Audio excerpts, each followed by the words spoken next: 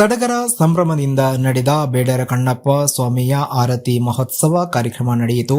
ಶಿವರಾತ್ರಿ ಹಬ್ಬದ ಜಾಗರಣೆ ಮುಗಿದ ಮರುದಿನ ಬೆಳಗ್ಗೆ ಕಣ್ಣಪ್ಪ ಸ್ವಾಮಿಯ ದೇಗುಲದಲ್ಲಿ ವಿಶೇಷ ಪೂಜೆ ನಡೆಯಿತು. ಹೊಳವನಹಳ್ಳಿ ಗ್ರಾಮದ ವಾಲ್ಮೀಕಿ ಸಮುದಾಯದ ಮಹಿಳೆಯರು ಬೇಡರ ಕಣ್ಣಪ್ಪ ಸ್ವಾಮಿಯ ಮೆರವಣಿಗೆ ಹಿಂದೆ ಆರತಿಗಳನ್ನು ಹೊತ್ತು ಪ್ರಮುಖ ಬೀದಿಗಳ ಮೂಲಕ ದೇವಸ್ಥಾನಕ್ಕೆ ಬರುತ್ತಾರೆ. ದೇವಸ್ಥಾನದಲ್ಲಿ ನೆಲೆಸಿರುವ ಕಣ್ಣಪ್ಪ ಸ್ವಾಮಿಗೆ ಆರತಿಗಳನ್ನು ಬೆಳಗಿ ದೇವಸ್ಥಾನದಲ್ಲಿಯೇ ಪ್ರಸಾದವನ್ನು ಸಿದ್ಧಪಡಿಸಿ ಅಲ್ಲಿ ಬಂದಿರುವ ಭಕ್ತಾದಿಗಳಿಗೆ ಪ್ರಸಾದ ವಿನಿಯೋಗ ಮಾಡುತ್ತಾರೆ. 40 ವರ್ಷಗಳಿಂದ ಪೂರ್ವಿಕರ ಹಾಕಿಕೊಟ್ಟಿರುವ ಮಾರ್ಗದರ್ಶನದಲ್ಲಿ ಈ ಹಬ್ಬವನ್ನು ಆಚರಿಸುತ್ತಾರೆ.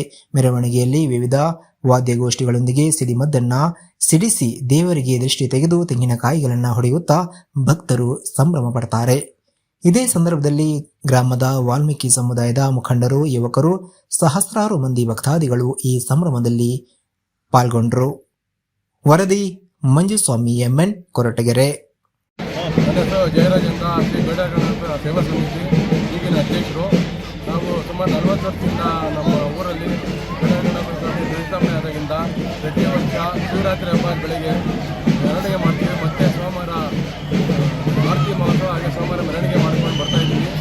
ನಾವು ವಿಜೃಂಭಣೆಯಿಂದ ಮಾಡ್ತಾಯಿದ್ದೀವಿ. ಈಗ ರಾಜಬೀದಿಯಲ್ಲಿ ಮೆರವಣಿಗೆ ಮಾಡ್ಕೊಂಡು ಬರ್ತಾಯಿದ್ದೀವಿ. ನಮಗೆ ಎಲ್ಲರೂ ನಮ್ಮ ಸುತ್ತಮುತ್ತ ಹಳ್ಳಿ ಎಲ್ಲ ಆರತಿ ಬರೋದು ಮುಂಚೆ ಹಳ್ಳಿದು, ಇವಾಗ ನಮ್ಮೂರು ಮಾತ್ರ ಆರತಿ ಮಾಡ್ತಾಯಿದ್ವಿ. ಹಾಗಾಗಿ ನಾವೆಲ್ಲ ನಮ್ಮ ದೇವಸ್ಥಾನಕ್ಕೆ ಬಂದು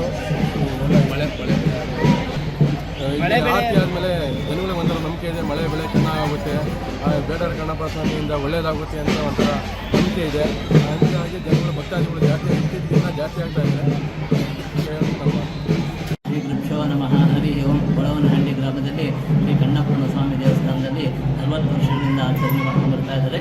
ಶಿವರಾತ್ರಿ ಹಬ್ಬದ ದಿವಸ ರಾತ್ರಿ ಬೆಳಗ್ಗೆ ಅಭಿಷೇಕ ಎಲ್ಲ ಇರುತ್ತೆ. ಬೆಳಗ್ಗೆ ಅಭಿಷೇಕ ಆದ ನಂತರದಲ್ಲಿ ಊರಿನಲ್ಲೆಲ್ಲ ಮೆರವಣಿಗೆ ಮಾಡಿ ಆರತಿ ಮುಖಾಂತರವಾಗಿ ದೇವಸ್ಥಾನವನ್ನು ಬಂದು ಆರತಿಗಳನ್ನು ದೇವರಿಗೆ ಅರ್ಪಿಸ್ತಾರೆ. ಅವ್ರೇನು ಕೇಳ್ಕೊಂತ ಇಷ್ಟಾರ್ಥಗಳನ್ನು ದೇವರವರಿಗೆ ಪರಿಹಾರ ಮಾಡುತ್ತೆ ಅಂತೇಳಿ ದೇವರಲ್ಲಿ ಪ್ರಾರ್ಥನೆ ಮಾಡ್ತಾರೆ.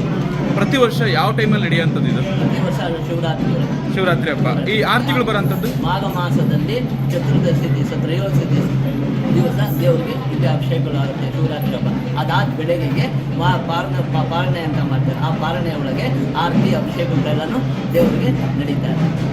ಪ್ರತಿ ವರ್ಷ ನಡೀತಾರೆ.